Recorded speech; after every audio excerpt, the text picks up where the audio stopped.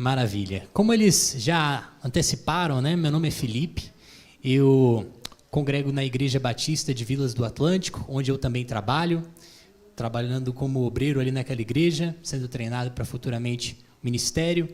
Também passei um ano na Inglaterra, numa espécie de estágio ministerial, estágio missionário, numa das igrejas da cidade de Lancaster, fica no noroeste da Inglaterra, e é também uma cidade santuário, onde o governo britânico envia aquelas pessoas que entram em suas fronteiras em busca de refúgio.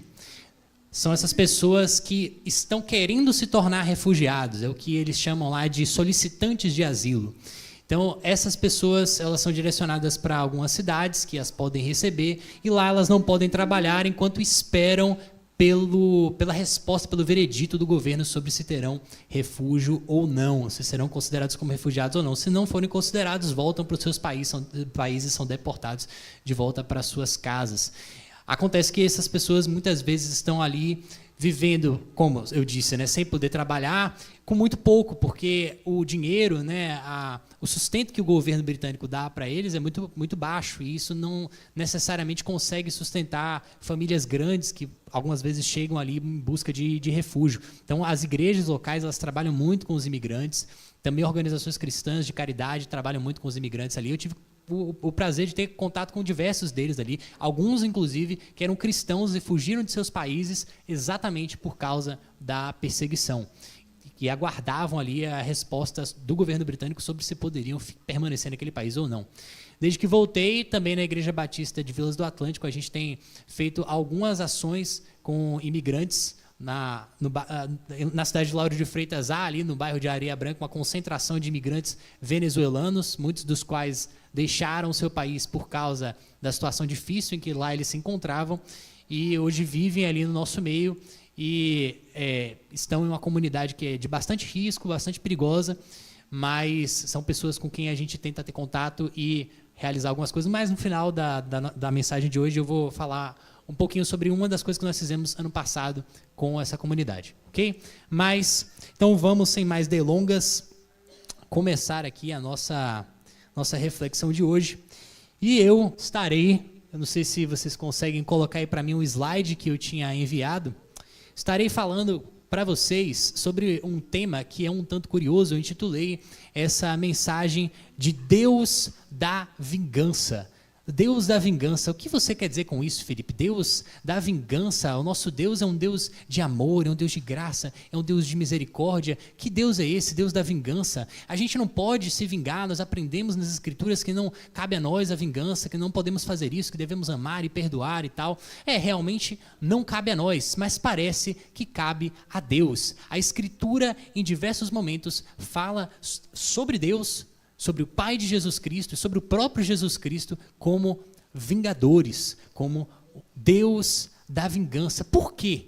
Por que isso? Se eu não posso, por que Deus pode? Será que Deus está aqui se contradizendo? Que Deus é esse? Não parece o meu Deus de amor. Eu não gosto desse Deus.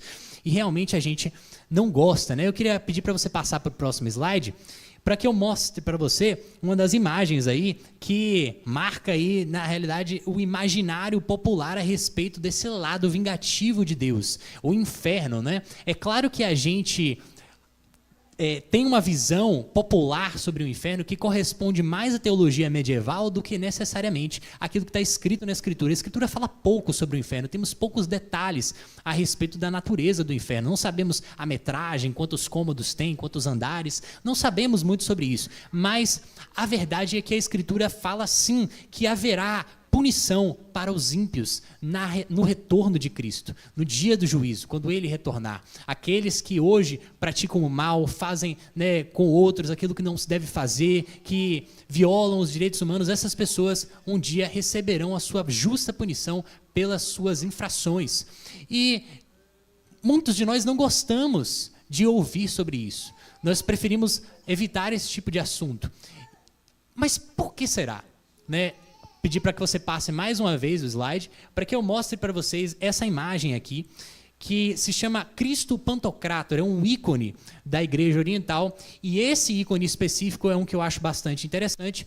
Ele provavelmente foi produzido no século V em Constantinopla, mas ele foi preservado, chegou aos nossos dias no mosteiro de Santa Catarina, que fica no Monte Sinai. E Cristo Pantocrátor significa Senhor de tudo, né? Cristo, Senhor de tudo. O que me chama a atenção sobre esse ícone é, primeiramente, que ele é muito feio. Brincadeira, não é que o ícone em si é feio, mas é que olhe bastante bem aí para o rosto de Jesus nessa imagem. Tem alguma coisa estranha aí, não tem não? Está percebendo que tem alguma coisa diferente no rosto de Jesus? Alguma coisa que não está muito no lugar, alguma coisa que está um pouco errada. O que é? Alguém consegue dizer? Exato. Se você reparar bem, se você tapar aqui o lado direito do rosto de Jesus, você vai perceber que o lado esquerdo do rosto dele é um lado passivo, é um lado compassivo, é um lado tenro, é um lado amoroso, gracioso. Inclusive, a mão que está desse lado é uma mão que faz o sinal que as igrejas do Oriente usam para abençoar. Então, é uma mão que oferece bênção e tal, mas, ao mesmo tempo, o outro lado do rosto de Jesus é um lado severo, é um lado sério, é um lado irritado, é um lado irado. Inclusive, é o lado em que ele está segurando a lei, ali em que está segurando as escrituras. E aí, essa imagem parece-nos estranha, né? Porque ela nos parece estranha porque um lado corresponde ao Jesus que nós conhecemos e o que nós amamos, mas o outro lado traz uma severidade, traz uma ira de que não gostamos, traz aquele Deus lá do inferno de que eu acabei de mencionar, né? Aquele Deus cuja vingança, né, aparece tão claramente nas páginas das Escrituras. Não gostamos disso. Por que não deixar só o lado de cá, né, e apagar o outro? Bem, meus irmãos, eu tenho... Pode passar o slide? Eu tenho uma tese que eu quero defender aqui hoje com vocês. Na realidade, não apenas o lado vingativo de Deus, ele é importante, não pode ser negligenciado por nós por estar nas Escrituras. Como ele é importante, não pode ser negligenciado por nós por ser fonte essencial de esperança. Por ser fonte essencial de esperança. Na realidade, eu arrisco dizer que todos os irmãos sobre quem ouvimos agora mais cedo, os irmãos que estão passando por perseguição em diversos países do mundo, eles não teriam qualquer tipo de esperança, ou pelo menos não teriam nenhum tipo de esperança significativa, se não houvesse em Deus, não houvesse em Cristo esse lado vingador. Porque Deus é um Deus de vingança, nós podemos ter esperança. A igreja perseguida pode ter esperança. Mas por que, Felipe? Você não vai dizer só isso, você vai precisar provar isso para mim, você vai precisar pelo menos tentar demonstrar isso para mim. Então vamos lá, vamos tentar defender esse ponto. Eu queria convidar você a ler comigo o livro de Romanos, a carta de Paulo aos Romanos, capítulo 12, versos 17 a 20. Nessa passagem, Paulo está conversando com a igreja de Roma e ele já passou 11 capítulos em que ele desenvolvia a doutrina com essa igreja, ele explicava algumas coisas sobre o evangelho para essa igreja, e agora, nesses capítulos finais, Paulo está aplicando aquilo que ele explicou para que essa igreja possa viver uma vida cuja prática se assemelha àquilo que eles dizem acreditar, ok? Então, está no livro de Romanos, capítulo 12, aí dos versos 17 a 20, vamos ver o que diz a palavra de Deus.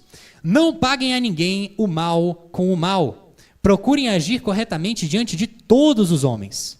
Se possível, naquilo que depender de vocês, vivam em paz com todos os homens. Amados, nunca procurem vingar-se, mas deixem com Deus a ira, pois está escrito, minha é o quê? A vingança, eu retribuirei, diz o Senhor. Bom, pode passar o slide. Pessoal, eu vou agora, ponto a ponto, tentando destrinchar algumas coisas dessa passagem. Mas, primeiro motivo pelo qual a vingança de Deus, ela nos pode dar esperança, é que ela nos dá coragem, apesar das injustiças. A vingança de Deus, ela nos dá coragem, apesar das injustiças. Ok? Pode passar aí o slide. E eu queria chamar a sua atenção apenas para esse verso aqui, o verso 19, em que Paulo diz, pois está escrita, Minha é a vingança, eu retribuirei, diz o Senhor. Eu arrisco dizer que essa frase do apóstolo Paulo aqui, ela é a frase assim, central do argumento dele nessa passagem, e dela depende todo o mais que ele fala. É exatamente porque é de Deus a vingança e ele retribuirá que eu e você não precisamos nos vingar, que eu e você não precisamos nos retribuir, que eu e você podemos viver em paz com todos, que eu e você podemos pagar o mal com o bem, que eu e você podemos vencer o mal e não ser vencidos por ele. Porque Deus é um Deus de vingança.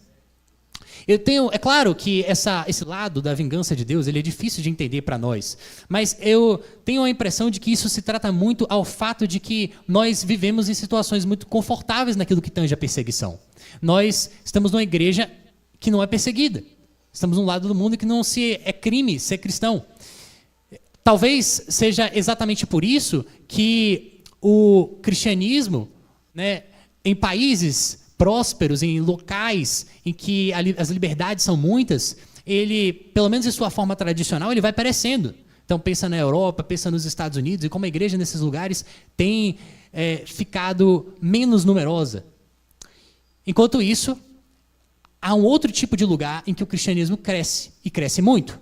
Na América Latina, na África, também em muitos locais da Ásia, o cristianismo cresce e cresce bastante. E não apenas numa forma liberal, numa forma esvaziada, mas numa forma muito próxima daquela que conhecemos como cristianismo tradicional, em que, inclusive, esse lado da vingança e da justiça de Deus, ele aparece muito, muito claramente. Por quê?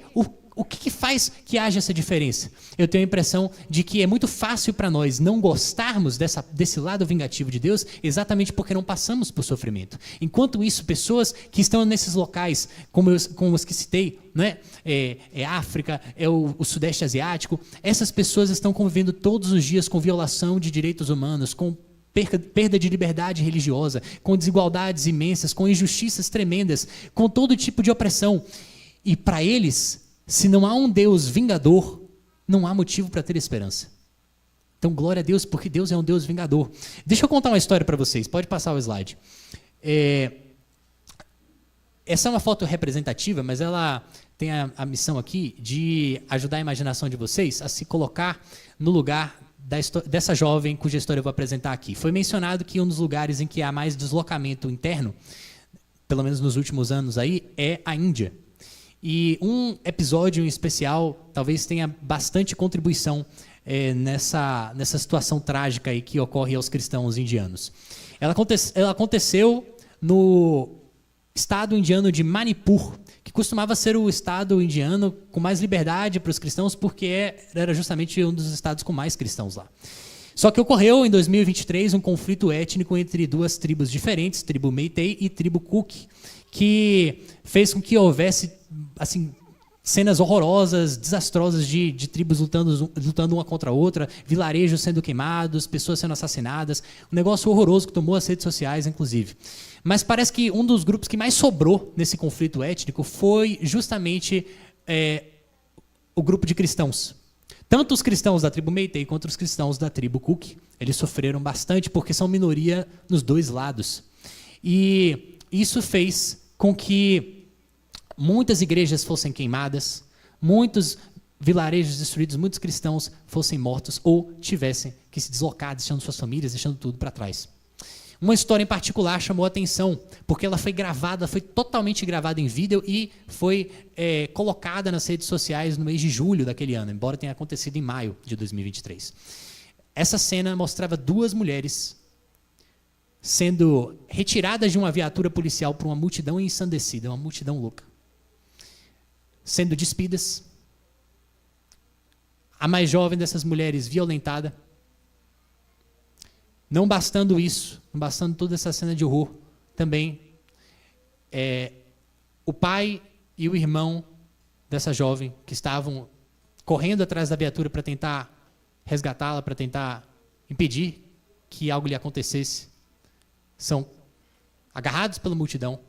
O pai dessa jovem, que era um ancião da igreja, um homem de fala mansa e gentil, sendo espancado sendo, na realidade, tendo seus braços cortados com facas, sendo morto ali, diante dela, Também o irmão dela, um adolescente, estava no colégio, nunca tinha brigado com ninguém, também assassinado, espancado com varas. O testemunho da mãe dessa jovem, o relato da mãe dessa jovem, dá conta de que ela, nos meses que se seguiram, não estava comendo, não estava conseguindo beber nada, estava em depressão profunda, compreensivelmente. E toda a família estava desolada. Eles tentaram abrir um BO junto à polícia no mesmo dia, no mesmo momento, mas, como eu disse para vocês, o cristianismo ali naquela região é minoria e o governo não estava muito interessado em empreender esforços para poder investigar a situação, o caso não foi investigado. Bom, que você, se você estivesse no lugar dessa jovem cristã, perseguida por causa de sua fé, violada por causa de sua fé, o que você pensaria sobre o caráter, a justiça, a natureza de Deus, se eu chegasse para você e te dissesse, olha só, esses homens que fizeram essas coisas contra você, bom, eles vão estar no céu junto com você, com Madre Teresa de Calcutá. Eles vão para o mesmo lugar, vai todo mundo ser abençoado, não há nenhum tipo de punição para o ímpio, os atos de maldade, eles não sofrerão represália. Aqueles que praticam o mal, eles serão abençoados e serão recompensados por Deus, por tudo que fizeram, estarão lá junto com você. Talvez você seja vizinha deles. O que você pensaria da justiça de Deus se eu te dissesse algo assim? Nada bom, né? Mas é exatamente por isso, para isso que serve, para esse tipo de coisa que serve o relato bíblico da justiça de Deus, a descrição bíblica da justiça de Deus. É para sofrimentos de pessoas como essas. Porque essas pessoas precisam ouvir que há esperança, há um Deus que vai retribuir o mal que te fizeram. O sofrimento que impuseram sobre você, que te infligiram, ele vai ser corretamente retribuído por Deus. Nenhuma lágrima que você derramou, nenhuma dor que você sentiu, nenhuma ferida que te abriram, nada disso passará impune, porque Deus vai trazer à luz todas as coisas contra você que foram feitas. Deus vai te honrar, Deus vai te vindicar e Deus vai fazer justiça pelos que sofreram inocentemente. Deus é um Deus de vingança, isso nos dá coragem. Pode passar o slide. Porque aqui nós temos uma cena que demonstra isso. Isso aqui é uma imagem que mostra o martírio de São Inácio de Antioquia, um dos primeiros mártires cristãos, ali ainda no segundo século do cristianismo. Ele está sendo devorado por leões numa arena romana, como muitos cristãos o eram naquele momento, mas porque ele sabia que Deus era um Deus de justiça, ele nem olha para os leões, ele olha para o alto, porque ele sabe de onde a justiça dele vem. Sendo então, meus irmãos, Deus, um Deus de justiça, o que nós fazemos? O que nós concluímos a partir disso? Portanto, tenhamos coragem. Tenhamos coragem. Quando eu e você também passarmos por dificuldades, por perseguições, embora elas sejam pequenas comparadas àquelas cujas histórias nós ouvimos aqui, temos de ter coragem. E mais importante, oremos para que Deus encoraje os nossos irmãos. Que Deus lembre aos nossos irmãos da Nigéria, aos nossos irmãos de Mianmar, aqueles que estão em países perseguidos, onde há deslocamento interno e onde há outros tipos de perseguição, que Deus vai vingá-los, que Deus não vai deixar todas essas coisas acontecerem com eles sem que os maus no final sejam punidos e sem que eles sejam honrados por todo o sofrimento que passaram. Isso nos leva ao nosso segundo ponto. Pode passar o slide.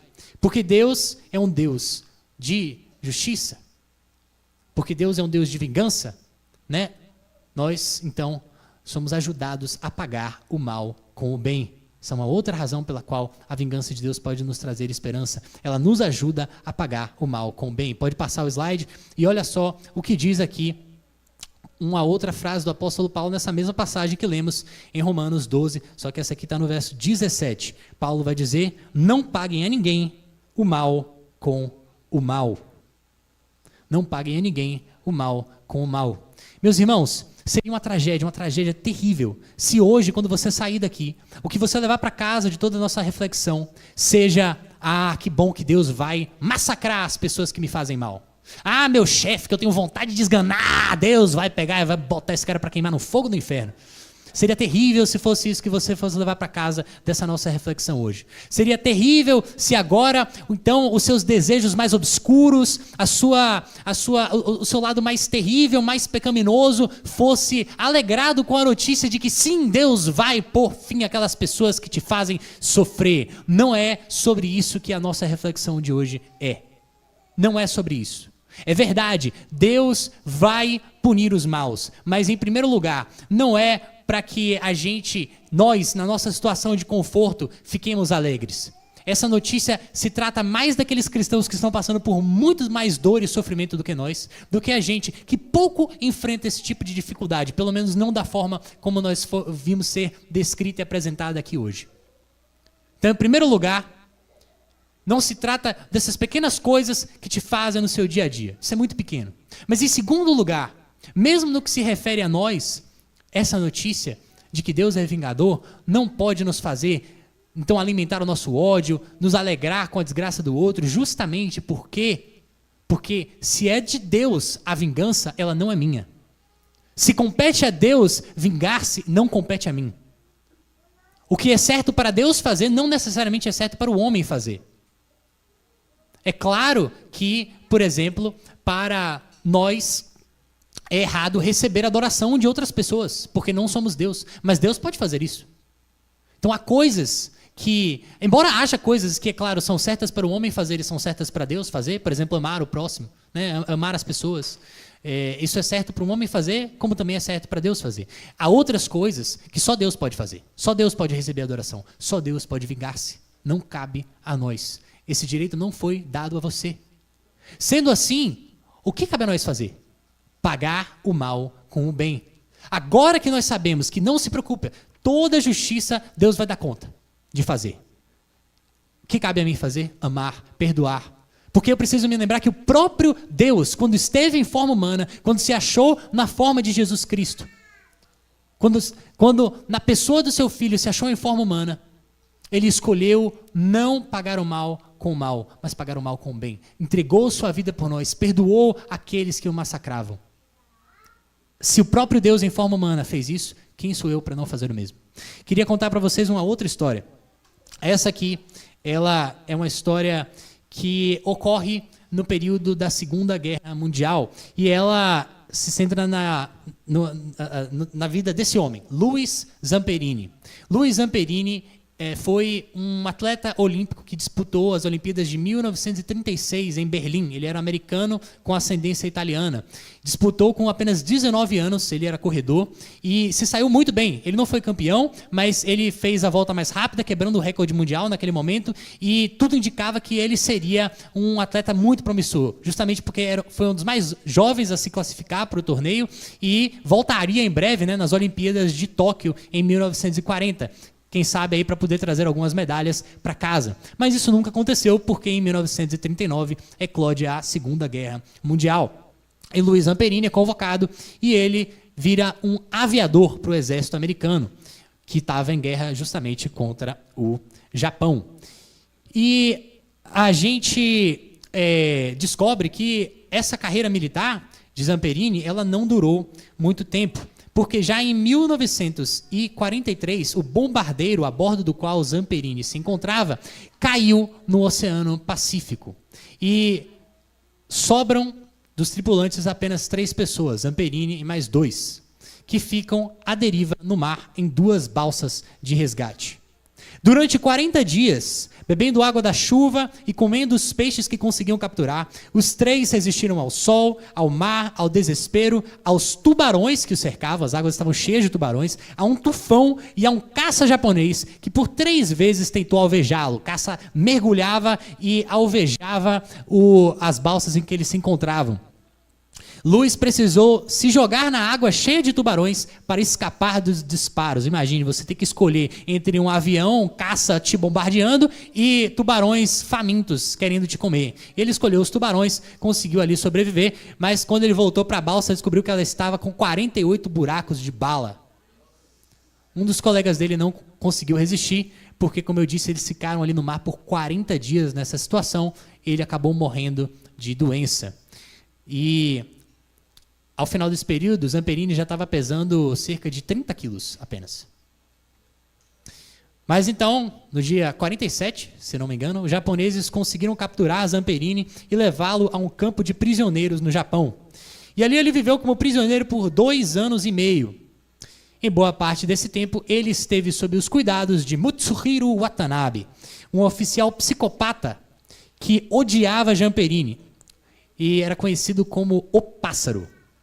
O Pássaro detestava Zamperini e torturou-o de todas as maneiras possíveis.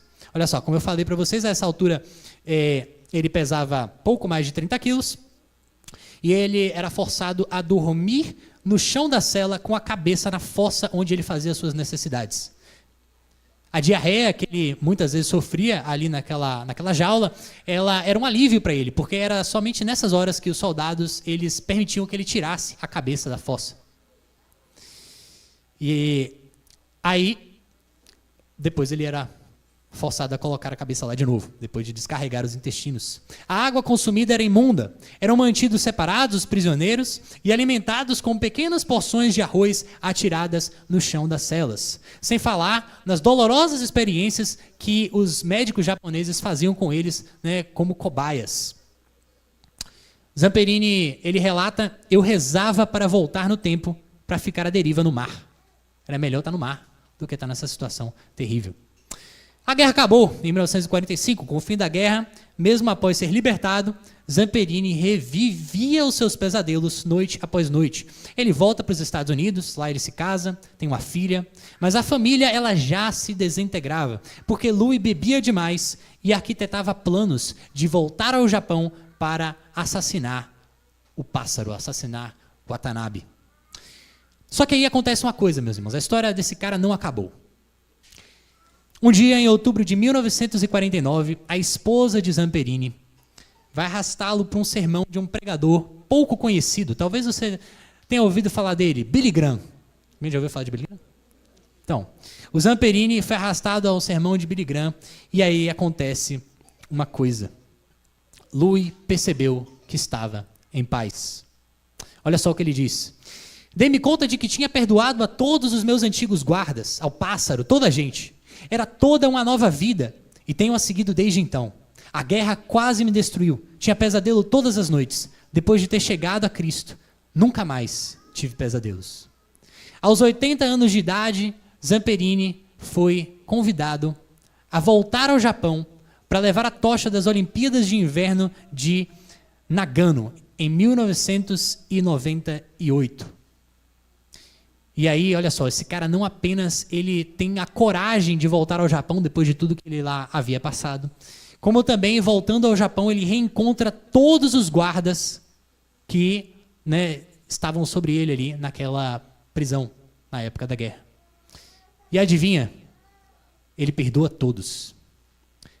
Com uma exceção, porque ele não estava lá naquele dia. O Pássaro. O Pássaro se recusava a ver Zamperini. Ao saber disso, Zamperini escreve uma carta para ele, onde ele libera perdão para o Pássaro. A carta, infelizmente, nunca foi respondida. Mas sobre o que nós queremos falar hoje é a história de Zamperini. É o que aconteceu com ele.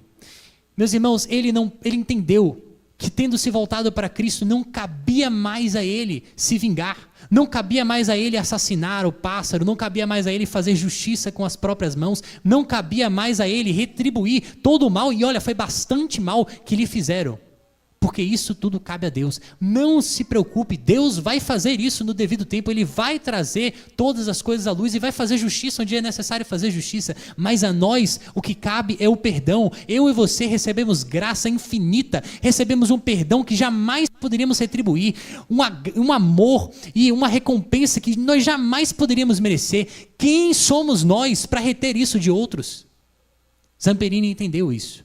E nós precisamos entender também. Porque Deus é um Deus de vingança, nós precisamos retribuir o mal com o bem. E aí a gente pode passar para o próximo slide. Qual é a conclusão, então, que nós tiramos disso? Bom, nós precisamos escolher calar, em vez de responder à injúria com palavras violentas, por exemplo. Né? Às vezes, Seu chefe vai e te desrespeita, sua chefe fala alguma coisa de você que não se deve falar, ou alguém faz um comentário sarcástico contra você e não toma conhecimento da sua dor, do seu sofrimento, ou algum cliente te passa a perna, ou então alguém se aproxima de você para te usar e tirar proveito seu, para poder tirar alguma vantagem sobre você, e você se sente injuriado, você se sente violado. Bom, nessas horas, a gente precisa lembrar que Deus é um Deus de vingança, e a nós o que cabe é o amor. Porque Cristo, quando também se achou em forma humana, nos deu o seu amor. Precisamos também dar nosso amor aos outros, àqueles que nos fazem mal. Então, vamos nos calar. Inclusive, olha o segundo ponto, se necessário for, até mesmo sofrer o prejuízo, sofrer a perda, ser prejudicado, sair daquela história como aquele que se deu mal, mas tudo bem. Porque a recompensa de que precisamos, a recompensa que merecemos, nós a receberemos, não vai faltar. Mas por enquanto, que sejamos como Cristo nesse mundo. Essa imagem aí, é claro, mostra o martírio de Estevão, o primeiro mártir cristão de que temos conhecimento no Novo Testamento. Apedrejado, embora fosse inocente, pelas pessoas que o odiavam. Apenas por amar a Cristo. Ao ser apedrejado, Estevão olha para o céu e faz o quê? Clama por vingança? Não. Ele pede a Deus que Deus os perdoe, porque eles não sabiam o que estavam fazendo. Próximo slide, o que nos leva ao nosso último ponto, meus irmãos. Por que a vingança de Deus nos traz esperança? Bem, ela nos impele a cuidar dos que sofrem. Ela nos impele a cuidar dos que sofrem. Pode passar o slide para que eu possa falar um pouco mais disso. Eu vou convidar você a ler um outro texto comigo, que se encontra no Evangelho de Mateus, capítulo 25, verso 34. E a gente vai do verso 34 até o 40, mas a gente vai pular muita coisa aqui, então não se preocupe, não vai ser uma leitura tão grande assim. E nessa passagem, Jesus está ensinando as multidões e ele está dizendo para elas como seria esse momento em que Deus, em que o próprio Jesus faria ele realizaria essa tarefa, de separar aqueles que serão recompensados daqueles que serão punidos no último dia, no retorno de Cristo. E olha só o que Jesus diz, como Jesus diz que seriam reconhecidas aquelas pessoas que não sofreriam punição, mas em vez disso receberiam a bênção, a recompensa. Olha só como essas pessoas seriam reconhecidas. E ele começa aqui falando, então o rei é claro, o próprio Jesus, o rei dirá aos que estiverem à sua direita, venham benditos do meu Pai, recebam como herança, como recompensa, o reino que foi prometido para vocês desde a criação do mundo. E aí ele vai dizer, por quê? Como é que ele reconheceu? Como é que ele sabe quem são as pessoas que devem receber essa recompensa? Bom, pois eu tive fome e vocês me deram de comer. Eu tive sede e vocês me deram de beber. Eu fui estrangeiro e vocês me acolheram. Eu necessitei de roupas e vocês me vestiram. Vamos passar para o próximo slide porque tem mais coisa. Agora no verso 36. Estive enfermo e vocês cuidaram de mim. Eu estive preso e vocês me visitaram. Agora vamos pular para o verso 40, onde Jesus vai terminar essa narrativa dizendo o seguinte, em verdade eu lhes digo que tudo o que vocês fizerem a algum desses meus pequenos irmãos, a mim o fizeram. Meus irmãos, é assim que serão reconhecidas aquelas pessoas que não receberão a punição, mas em vez disso receberão a recompensa. Elas serão reconhecidas exatamente porque elas não clamavam pela punição, elas não ansiavam pela punição, elas não desejavam punir os outros, mas em vez disso buscavam servir aos outros, fazer o bem aos outros. Essas pessoas eram aquelas que quando viam alguém despido o vestiam, quando viam alguém estrangeiro lhe acolhiam, quando viam alguém preso o visitavam, quando viam alguém passando necessidade o supriam. Fazendo isso, nós não fazemos essas coisas a quaisquer pessoas, fazemos isso ao próprio Cristo. Cristo não apenas promete que no seu retorno ele fará justiça àqueles que hoje sofrem, como ele mesmo se coloca como alguém que se identifica profundamente hoje, já, agora, com aqueles que sofrem com sua situação. Hoje, já, agora, Jesus está com os cristãos na Nigéria, no Mianmar, na Índia, na Coreia do Norte e em todos os países pelo mundo em que a igreja passa por perseguição. Hoje, já, quando eu e você fazemos por eles alguma coisa, fazemos a Cristo. Quando deixamos de fazer, também deixamos de fazer a Cristo. Quando negligenciamos essas pessoas, também o fazemos a Cristo. E é claro que ele não terá em alta conta aqueles que assim o fazem, que sempre colocam as suas próprias coisas como prioridade, sempre colocam os seus próprios interesses em primeiro lugar e relegam ao esquecimento aqueles que sofrem. Quando fazemos isso a alguém, fazemos isso a Cristo. Embora Deus seja um Deus de vingança, é exatamente porque Ele é um Deus de vingança que eu e você somos chamados a amar, a servir, a cuidar dos que sofrem. Lembra do que diz a carta de Tiago? Sejam todos vocês rápidos para ouvir, tardios para falar, tardios para irar-se, porque a ira do homem não produz a justiça de Deus. O que produz a justiça de Deus é o cuidado com os órfãos, com as viúvas, com aqueles que sofrem, com aqueles, inclusive, que fazem você sofrer. Isso nos leva ao nosso próximo slide, que eu digo aqui, portanto, já que a gente, não, pode voltar na realidade, eu queria mostrar isso aqui para vocês primeiro. Antes de eu chegar nisso, eu quase me esqueci desse detalhe, eu queria mostrar para vocês um último e final relato aqui desses que eu vim apresentando, porque quando a gente faz isso, meus irmãos, quando a gente ajuda os outros, quando a gente serve e cuida daqueles que sofrem, a gente é abençoado de maneiras que a gente jamais poderia imaginar. Não há nada tão bom quanto viver a vida da maneira que Deus nos chamou para viver. Nada tão satisfatório quanto isso. Ano passado, falei para vocês que nossa igreja realizou algumas ações com imigrantes e com refugiados, e uma delas foi concebida por um grupo de jovens que viajou uns 2 anos atrás até Vitória da Conquista, e lá descobriram uma igreja que fazia um trabalho com refugiados afegãos, e fizeram um Natal, uma ceia de Natal para aquelas pessoas, receberam eles, cuidaram deles, trataram eles como gente, fizeram assim, coisas por eles que jamais serão esquecidas. Deram presentes, fizeram um jantar maravilhoso para eles, fizeram com que eles se sentissem amados e especiais como de fato são. E eles quiseram trazer, esses jovens quiseram trazer essa ideia para Lauro de Freitas para que a gente pudesse executar ali. E não, assim, poucas coisas são tão recompensadoras quanto aquilo que a gente vê em momentos como esse. Eu queria mostrar esse vídeo para que vocês possam ter um gostinho daquilo que a gente sentiu no ano passado.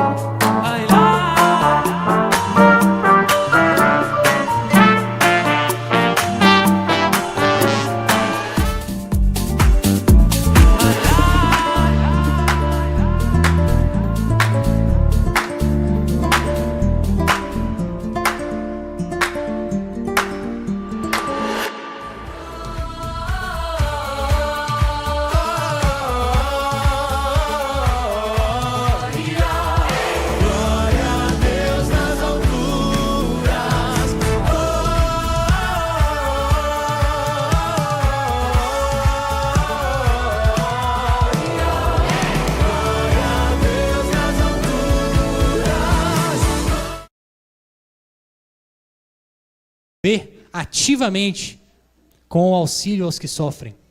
Vamos acolher com as nossas próprias vidas, inclusive, aqueles que sofrem perto de nós. Isso é a nossa tarefa. Hoje a gente falou aqui sobre a igreja perseguida, sobre os deslocados internos em diversos lugares, que nós possamos com a nossa própria vida ajudá-los, com as nossas orações, com o nosso serviço, com a nossa conscientização, com a gente falar para as outras pessoas sobre o que está acontecendo, com doações, com o que seja que a gente possa oferecer. Se há imigrantes, se há pessoas que estão se sentindo sozinhas, passando por sofrimento, na sua igreja, no seu bairro, na sua vizinhança, na sua escola, no seu trabalho, também essas pessoas nós precisamos servir e ajudar. E aí vamos para a nossa conclusão, último slide. Então a gente volta, né? Não sei se dá para ver aqui, mas aqui tem a imagem de novo do Cristo Pantocrator, do ícone que eu mostrei para vocês no começo. É difícil, às vezes a gente não consegue lidar muito bem com o lado nervoso de Jesus, o lado irado, severo dele. Mas meus irmãos, tanta gente hoje só precisa ouvir apenas isso. Suas lágrimas, elas não estão passando despercebidas diante de Deus. Seu sofrimento, ele não está sendo ignorado pelo Altíssimo. O Senhor conhece o seu choro, Ele conhece seus problemas, Ele entende aquilo que você está vivendo, Ele também sente raiva daqueles que fazem mal a você, Ele também Ele também se coloca no seu lugar.